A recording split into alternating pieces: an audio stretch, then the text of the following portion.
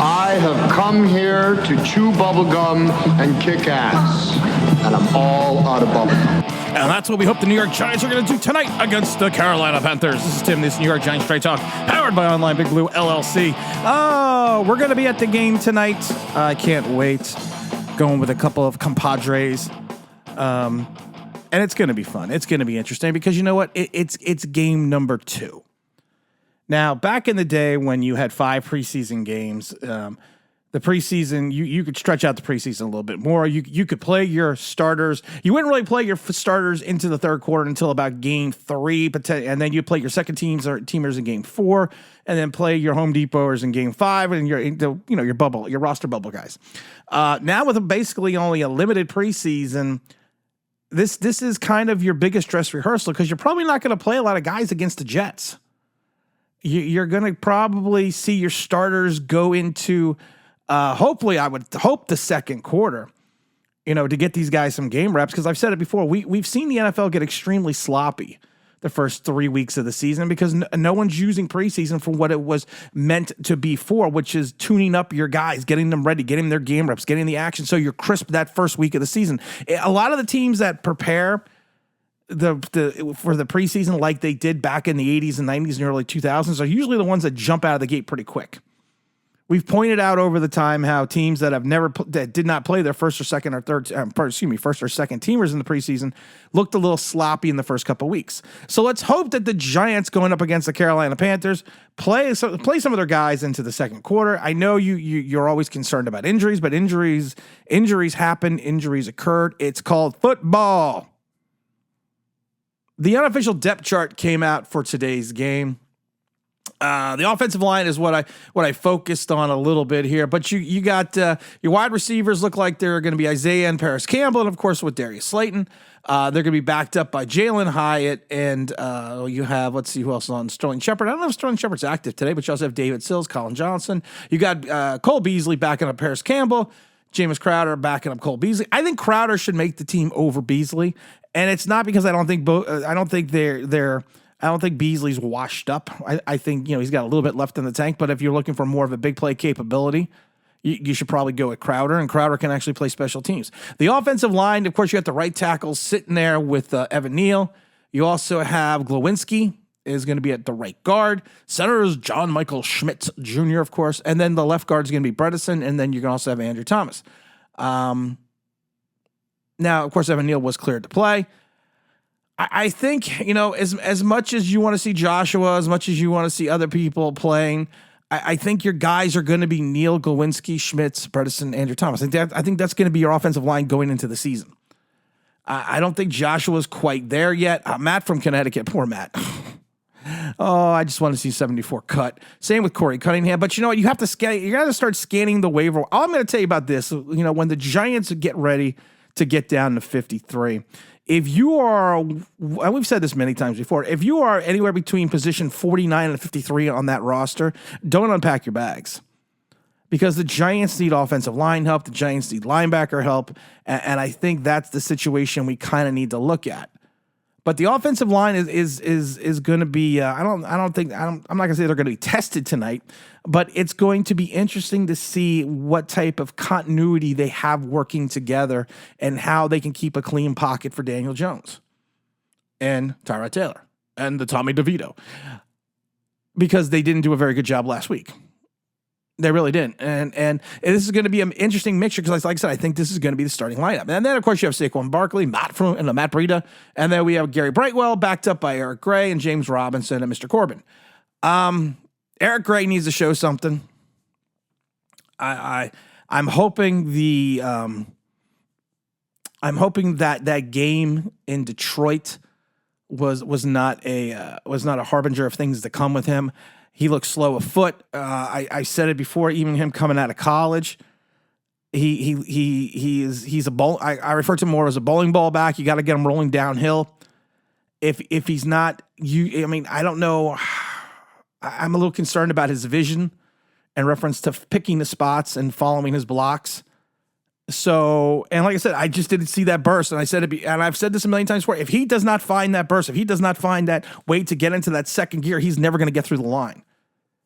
And he reminds me of James Robinson, but James Robinson is more of a seasoned professional, and he understands how to pick his spots and then attack, and he does have that initial burst, and he's coming back more from that burst after that injury 2 years ago. So I'm very curious to see exactly what we're going to get from Eric Gray. You got Darren Waller, of course, the tight end position. You got Daniel Bellinger in there as well, backing him up. On defense, no surprises. You got Lawrence, Williams, Azeez Ojulari, Kayvon Thibodeau, Bobby Okereke. You have the Beavers. Leave it to Beavers is going to be in there. And you also have, let's see here. It's interesting. What's funny? I want to see what Beavers does. I want to see what McFadden can do. You may look good in camp, but there's a difference between looking good in camp and getting on the field. Adoree Jackson is the starting quarter alongside Banks. I told you the nickel was an experiment, and like I said, I think they're going to use Adoree just to move him around. They're not going to put him in the slot. Excuse me. You're not going to pay this guy what you're paying him to be a shutdown corner and put him in the slot. And I've said it before, he's probably going to end up mirroring the team's best wide receiver. So if that wide receiver goes in the slot, then he's going to go in the slot. But of course, he's going to have Banks on the other side. You got in the nickel, you got Holmes, you got both Jason and Xavier as your starting safeties, backed up by Dane Belton and Nick McLeod. I don't think Bobby. I've said it before. I don't think Bobby's making this team. I like Owens. I think I like Owens over Bob because of his athleticism. I am going to be curious to see going into the secondary with Hawkins and see what he has, and especially and also with Cordell Flott. I also want to see a little bit of Zion Gilbert. But you're not going to start, and for all the pomp and circumstance that you see online, Wink is not going to start 2 rookie corners against Dallas. You're not going to have Banks and Hawkins as your starting corners and then put Adoree in the slot. You're just not going to. That would be crazy. I haven't seen, and now listen, Banks and Hawkins have played well, and they have played well in camp, and they've shown things, but I have not seen anything that lets me to believe that you're looking at, like, you want to go back old school, like, you're looking at Hayes and Haynes, for the Raiders. The complete shutdown guys. I'm not seeing that. I'm not seeing a Darrelle Revis right now. You want to keep it more in the modern times. And that's because of the fact that they're rookies. So you are not going to throw them out week 1 against Dallas and have those be your starting corners. That would be to the detriment of the team, and going to homage to R0B. The first game of the season is the most important game of the season. If we lose Dallas, we're lost forever. I just still joke, and I love you, Rob, but if we lose week 1, you know what the next important game of the season is going to be? Week 2. We lose week 2. You know what the next important game of the season is going to be? Week 3. You kind of see a pattern there, right? Great balls of fire. It should be fun. Not should be fun. It will be fun. I always enjoy going out to the game.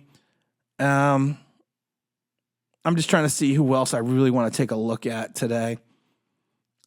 You also have to get a look at the linebackers. I want to see Carter Coughlin. See if he has anything. Carter Coughlin's been on this team long enough to figure out what he has and what he doesn't have. We want to see Tommy DeVito against some competition, but I think he's going to get in against the third teamers and the Home Depots. So I'm not really sure we're going to get a good barometer of what he wants. If you're looking for a developmental quarterback that you're going to keep on the practice squad, not your emergency third quarterback, you're probably going to keep Tommy DeVito around in that capacity. I would like the Giants to go out and get maybe a lower end veteran presence for that third quarterback spot, and keep stash him also on the practice squad. Especially with that third quarterback being able to be active during the game. Well, not active, but being able to be activated. If something traumatic happens to your first 2 starters, going back to what happened that San Francisco game. I'm smile because this is my first game back since the debacle in Philadelphia, since that blowout and playoff loss. So I'm excited and pumped to see the Giants play. We'll be standing on the sidelines over in the Coaches Club today, so that's going to be a lot of fun. I'm probably going to do so. I'm not going to stream. Maybe I'll stream a little bit for the game. I haven't decided yet, but we'll post some shorts from around the field and stuff like that. So make sure you stay tuned for that. We'll have a big show, I think. I don't know if we're going to do the Sunday show because of the fact that I'm actually staying over in East Rutherford today. So I don't know if we're going to be able to do the Sunday show. I will be. It's funny. It's a long ride back to my house. So I decided, I'll just crash.